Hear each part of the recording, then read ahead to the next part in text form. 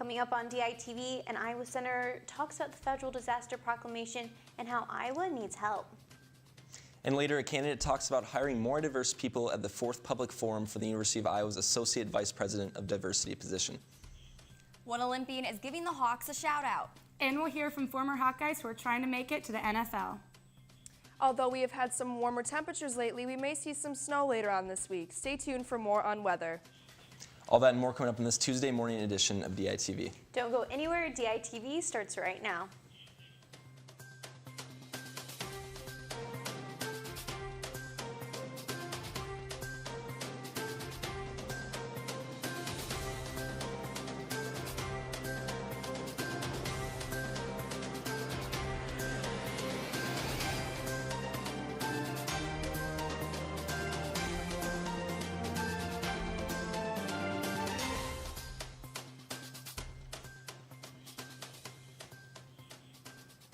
Good morning and thank you for tuning in. I'm John Chenoweth. And I'm Mackenzie Cooper.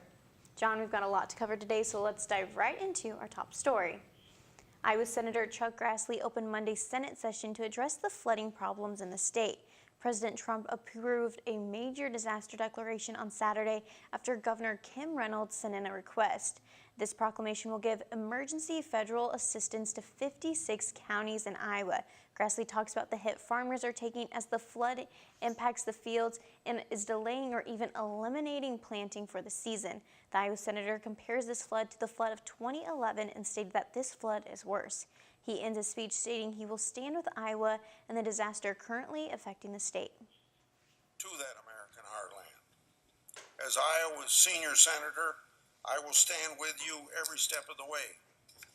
My staff and I are working very closely with Iowa and Midwestern congressional delegations, the Trump administration, and state agencies to make sure that disaster relief programs are working effectively for homeowners, small businesses, farmers, and our local communities.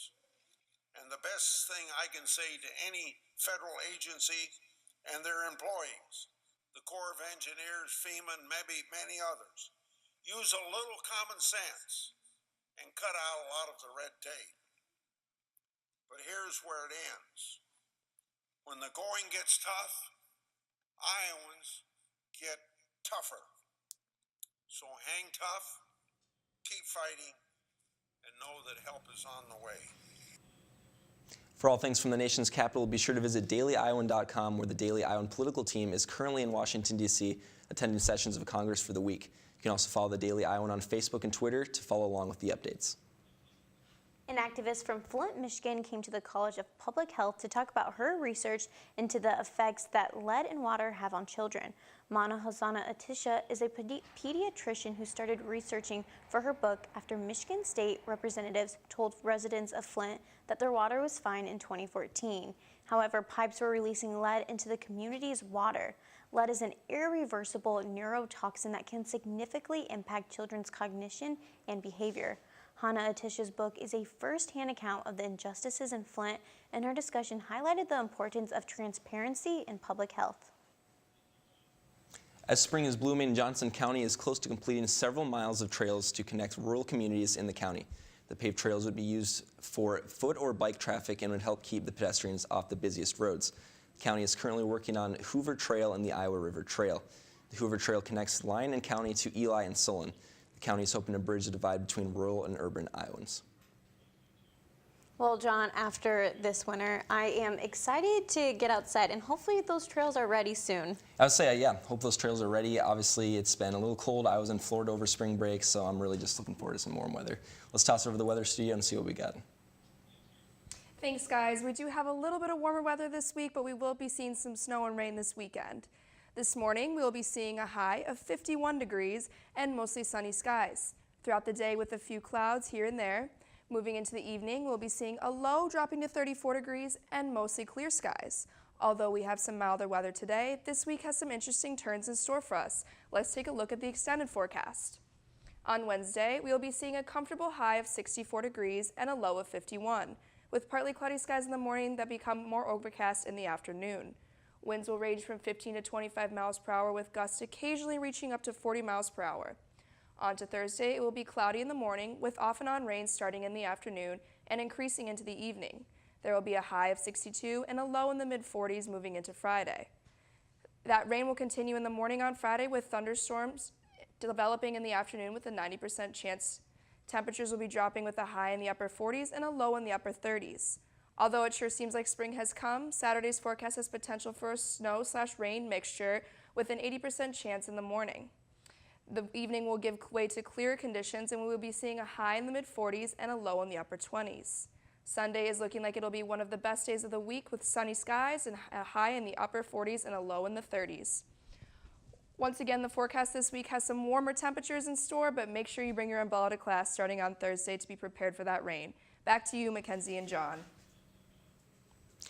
A public forum was held yesterday afternoon for the position of Associate Vice President of Diversity, Ethnicity, and Inclusion. The last candidate, Tawan Wilson, is currently the Executive Director of Student Programs and Student Diversity at Medical University of South Carolina. He expressed the visions and goals he has for the diversity at the University of Iowa. One vision is to increase diversity on campus by recruiting and hiring diverse staff, which he would hope to lead to more diversity in the classroom. He also discussed his goal to build bridges between students and faculty. One of his term goals for the university is to incorporate a training system for faculty and students to become more informed on diverse equity and inclusion. He believes that he would showcase the university's effort in becoming more inclusive. For more information, visit dailyiowan.com. City Hall approved a budget increase for the Public Art Advisory Committee, but the committee needs to find smart ways to use the extra funding before receiving the money. DITV reporter Declan Levy has more. The Iowa City Public Art Advisory Committee is working to increase the city's budget for public art. Friday night gave the public a chance to give their input to help the committee come up with a plan for funding. We can't do that without input from the public. So this meeting in particular is all about generating amazing, exciting ideas for how we can spend this money that we as a community have decided to put towards public art initiatives. Right now, the city has a budget of $25,000, but the city council has decided to double it, increasing the budget to $50,000 if the committee can plan to utilize the funds. Just look at this beautiful view behind me. Smith just wanted the public's input to make this city shine even brighter. It makes our community a place that's vibrant, that's livable, that expresses who we are as people. Public art isn't just easy on the eye. It's vital to the city's economy and potential growth. It's crucial because it's important at every level of our economy to be supporting members of our community. And artists are parts of our economy and community. We need to be able to pay our artists appropriately to produce works that are lasting and that speak to our shared experience of Iowa City. Smith says they will take the results from the meeting and then open an online survey to the public in the coming weeks. Public art's really important. Everyone should be involved with it. Reporting from Terry Trueblood Recreation Area, Declan Levy, DITV. So yeah, Mackenzie, obviously gymnastics was doing really well over the weekend. Yes, definitely. And I mean, it was all sports, it was all basketball, that's what we talked about yesterday, and wrestling, but definitely gymnastics needs some love too. Yeah, I agree. I say we toss over the sports studio. See what they got to say. Thanks, guys. Gymnastics did super well this weekend. That's completely right. This weekend, we saw several Hawkeye teams on action on the national stage, but one Hawkeye team was taking control in the Big Ten. That's right. The Iowa men's gymnastics teams clinched a share of the Big Ten regular season championship this weekend in Minneapolis. This is the first time in conference history that the Big Ten has crowned a regular season champion, and it's Iowa's first Big Ten title since 1998. Iowa will host the Big Ten championships in Iowa City April 5th and 6th. But yesterday, Iowa hosted 31 NFL scouts for Pro Day. That's right, Kim. Several Hawkeye players showed off their skills in hopes of hearing their name called at the NFL draft, which is less than a month away. It's been a long time coming, 10 weeks of prep for this, kind of recycling through the same training stuff. Towards the end, it got a little dull and boring, but we knew it was for a purpose, and, we just tried to come out and have fun today, and I had a good time. Really tired at the end, but, it was worth it, and I guess good way to go out. It's awesome. I mean, you get to see guys, PR, do different things. You get to see those guys that have been working so hard, these last couple couple months just do their thing, do as well as they can, and then make the times. I mean, that's so cool to see. You got to find the joy in it. I mean, you got to think there's a lot of guys that aren't even in this position that would love to be in my spot. So, I mean, I'm having fun with it. I mean, I have nothing to complain about. It's the job I signed up for, and it's my dream to play in the NFL. So, I'm definitely willing to sacrifice a little bit of time so I can meet with these teams, and that's very important. Keegan and I were kind of talking about in the locker room. It's kind of a little relief. It's a stress relief. It's been keeping me up at night and stuff like that, just worrying about everything. Just thinking about what I need to do in certain drills and stuff like that. So yeah, it's a little relief, but I mean it's not done. So we got to keep pushing. We'll hear from head coach Kirk Ferentz this afternoon for more on how the football team is shaping up this offseason. Unfortunately, Iowa basketball is now officially in their offseason after losing in the NCAA tournament this weekend. And with that comes the loss of one of the most unique players in Iowa basketball history. DITV Sports Director Lucy Rodin has more on the legacy of Nicholas Baer. I told him, I said, I've been doing this over 30 years. I've never had anybody like you. Those were Fran McCaffrey's words to senior Nicholas Baer following Iowa's overtime loss to Tennessee in the NCAA tournament and Baer's last game as a Hawkeye.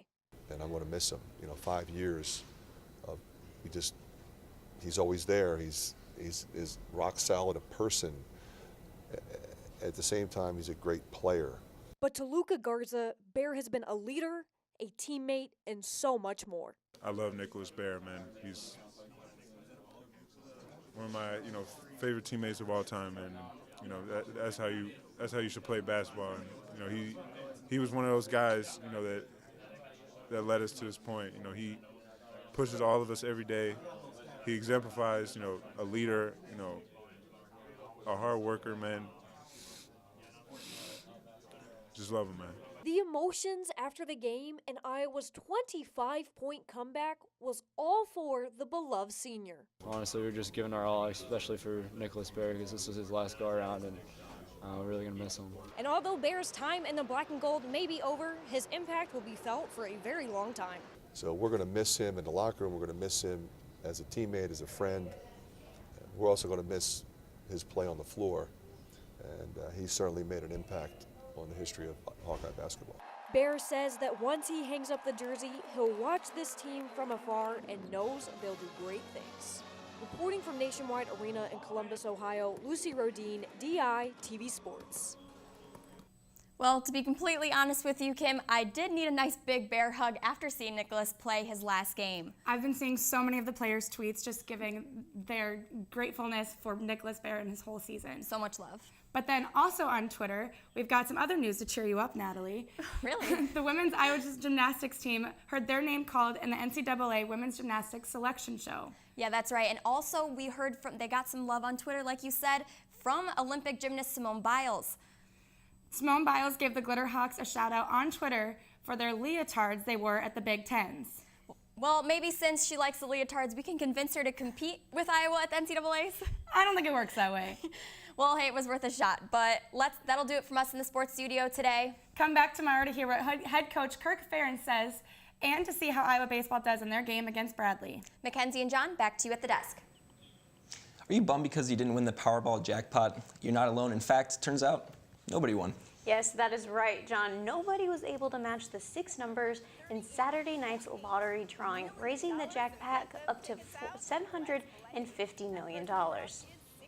Well, thank you for tuning in to this Tuesday morning edition of DITV. Be sure to head over to dailyiowan.com for all your latest news. And if that isn't enough of the Daily Iowan for you, be sure to check out our print edition of the news on Stands Now. For DITV, I'm John Chenoweth. And I'm Mackenzie Cooper. Have a great day, Iowa City.